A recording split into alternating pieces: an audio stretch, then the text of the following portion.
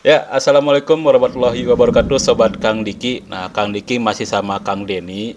Kang Deni ini disebut sebagai Cana Keepers.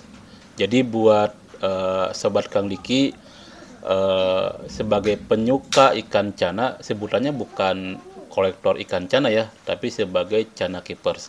Nah, sebagai Cana Keepers, Kang Deni ini mau berbagi pengalaman nih buat sobat Kang Diki ataupun Kang Diki setelah lihat tadi ikan-ikan cananya Kang Deni mungkin tertarik ya mau jadi cana keepers juga atau sebagai kolektor ya ikan cana itu kan. Ini seperti apa sih awal mulanya kita harus gimana nih Kang Deni kalau kita mau jadi cana keepers? Boleh berbagi cerita ya? Silakan Kang Deni. Ya, yang pertama ya Sobat Kang Diki, biasanya tuh yang namanya hobi itu pertama ya suka dulu. Oke. Nah, yang kedua itu setelah setelah kita suka, cari dulu pengetahuannya. Nah, pengetahuan tentang apa sih ikan cana itu. Nah, terus cana itu ada berapa jenisnya, terus cana itu bagaimana cara apa namanya merawatnya gitu kan. Nah, ke satu keduanya itu. Ketiganya kalau khusus untuk merawat cana, merawat cana itu simpel ya, Kang Diki ya. Kenapa saya bilang simpel? Karena hanya membutuhkan tank atau akuarium sama air, ya paling ada tambahan sedikit-sedikit pemanis ya kayak seperti apa? Pasir gitu. Itu hanya untuk pemanis-pemanis di akuarium biar kelihatan lebih bagus aja gitu. Terus untuk merawatnya pun nggak ribet. Kayak contohnya misalkan nguras tank nih, nguras tank. Biasanya sebagian dari kiper-kiper cana itu nggak sampai habis. Kang Diki, airnya itu biasanya hanya dibuang maksimal 50%, minimal 30%. Nah, setelah dibuang 50 atau 30%, biasanya dia akan ditambah air baru. Nah, kenapa sih hanya dibuang setengahnya gitu kan? Karena biasanya ikan cana itu kalau dipakai air baru, biasanya tingkat kestresannya akan lebih tinggi, Pak. Gitu. Dia itu akan jadi stres. Memang sih kalau kalau kalau ikan yang mentalnya bagus dia nggak akan lama, saya paling 5 menit atau sampai 15 menit dia udah muncul lagi warnanya gitu kan. Kalau ikannya stres, itu biasanya warnanya akan menghitam, ya nggak kelihatan bagus lah gitu. Kalau warnanya menghitam, beda sama kalau dia nggak stres, dia kelihatan warnanya gitu. Terus nih, ada satu lagi nih kenapa saya suka ikan cana gitu. Yang pertama itu ikan cana itu menurut pandangan saya tidak seperti ikan hias lainnya yang mungkin seninya itu kalau menurut saya sacana itu lebih banyak. Nah, karena kenapa saya bilang seninya lebih banyak? Saya itu contohnya limbata yang saya punya itu saya kan meng apa merawat dia itu dari ukuran 9 cm, dari memang betul-betul dia warnanya masih pudar gitu, warnanya masih nggak kelihatan sampai sebagus itu. Nah, itu untuk memunculkan warnanya itu menurut saya adalah suatu seni yang nggak ada di ikan-ikan lain Oke, gitu. oke. Menarik tadi cerita Kang Deni.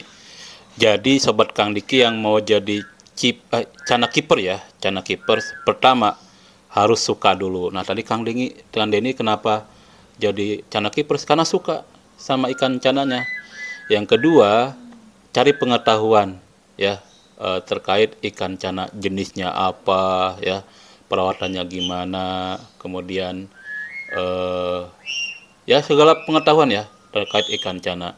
Terus yang ketiga kenapa juga Kang Deni jadi cana keepers? Karena ternyata perawatannya mudah ya dibandingkan dengan kita memelihara ikan-ikan jenis yang lain. Kalau yang lain mungkin airnya harus gimana ya, akuariumnya harus Pakai sirkulasi. pakai sirkulasi ya. Kalau ini ikan cana itu lebih simpel. Kita tinggal ganti air itu cukup setengahnya, kemudian kita bisa langsung ganti air baru. Kita nggak perlu ngerendam dulu air semalaman baru ganti ke akuarium. Hanya Cukup dengan diganti setengahnya. setengahnya aja kita langsung bisa. Terus yang terakhir adalah seninya itu proses kita untuk memunculkan warna atau kekhasan dari setiap jenis ikan cana. Tadi sobat Kang Diki lihat kan ada ikan cana yang punya kekhasan itu warna kuning. Nah, gimana cara kita mengusahakan ikan cananya itu keluar warna kuningnya? ada juga ikan yang warna-warni. Gimana cara kita mengeluarkan ya kekhasan dari warna setiap ikan cana tersebut. Dan pakannya pun beda-beda. Pakannya itu beda-beda. Ini itu uniknya cana itu. Contoh misalkan cana Maru Yellow Sentarum, biasanya para cana keepers akan ngasih pakan ikan Maru YS pasti dengan ada pigmen-pigmen kuningnya atau yang disebut bisa memunculkan warna kuning. Kalau cana, khusus cana Maru Yellow Sentarum. Kalau cana Stewarti yang tadi dari India itu biasanya cana keepers akan ngasih makanan pakan atau yang berpigmen, bisa pigmen biru atau enggak yang saya tadi kasih sobat Kang Diki ya, Premium Maxi itu akar Premium Maxi. Nah, kenapa akhirnya saya memilih Premium Maxi? Karena Premium Maxi itu lebih simpel sobat Kang Diki ya, karena dia itu mempunyai banyak warna. Kalau Premium Maxi itu, nah gitu, dan terbukti ya alhamdulillah selama 4 bulan saya keep warnanya udah bagus gitu. Nah, khusus cana limbata nih si jagoan saya nih ya. Itu yang paling saya suka itu dari dia, itu dia nggak ribet, Pak. Dia makannya mau udang dia mau cacing dia mau dia ulat Hongkong dia mau. Dia nggak harus khusus yang limbata ya. Nggak harus khusus misalkan makanan anu gitu. Tapi dia warnanya udah sebagus itu gitu. Karena itu mungkin ya cana pertama saya punya itu, jadi saya tahu banget dia waktu kecil gimana sampai sekarang kayak gitu. Nah itu pas apa namanya awal mula kemunculan warna dari si cana limbata yang saya punya itu, gitu kan kita tuh yang ngerawat itu seneng gitu. Dari awalnya nggak ada warnanya nih jadi ada warnanya, itulah yang dimaksud apa namanya seni dari ikan cana itu. Oke, jadi kesenangan kita merawat ikan cana adalah ketika warna-warnanya mulai muncul. Ya. Tadi dari cerita Kang Denny, dari tips pertama sampai kita perawatan, rasa-rasanya ya buat Kang Diki yang di rumah belum ada akuarium ya, belum memelihara ikan. Memelihara ikan cana ini bisa jadi pilihan pertama nih buat Kang Diki atau sobat Kang Diki di rumah ya, mau mencoba merawat ikan. Karena ternyata perawatannya gampang ya. Perawatannya gampang, terus pakannya juga gampang ya. Kita ikan jenis apa nih cananya? Oh, makanannya sudah ada nih tersedia dengan khusus makanan tersebut. Nggak perlu kita cari, mungkin kalau kayak pelet bisa nggak ya udah jadi makanan cana? Banyak sobat Kang Diki yang pakai pelet. Ya, itu biasanya tergantung dari si tipe cananya. Misalkan kalau cana Stewarti peletnya apa, cana Blue Purka peletnya apa, cana Maru peletnya apa. Banyak juga yang pakai pelet.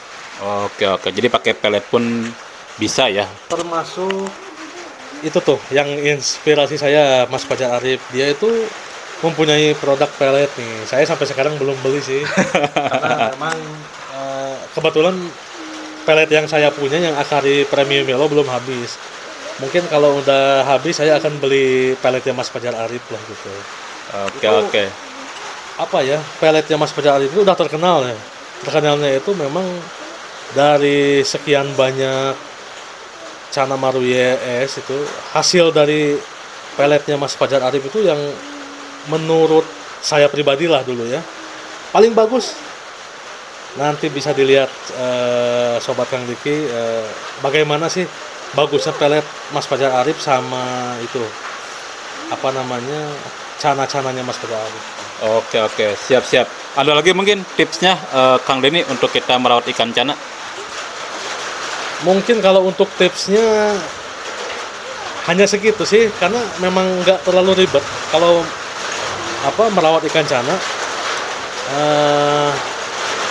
Ya itu balik lagi ke yang tadi, yang pertama suka, terus pengetahuannya, sama ketiga cara mengurasnya juga tidak terlalu ribet gitu. Oke, itu sobat Kang Diki ya, tips dari Kang Denny buat sobat Kang Diki yang mau jadi cana keepers ya. Mulai dari suka, cari pengetahuannya, dan dirawat sampai dia keluar ciri khas warnanya sesuai dengan jenis ikan cananya. Terima kasih Kang Denny ya sudah berbagi tips buat sobat Kang Diki yang mau jadi cana keeper. Semoga ikan cananya nih punya Kang Denny gak stres ya gitu.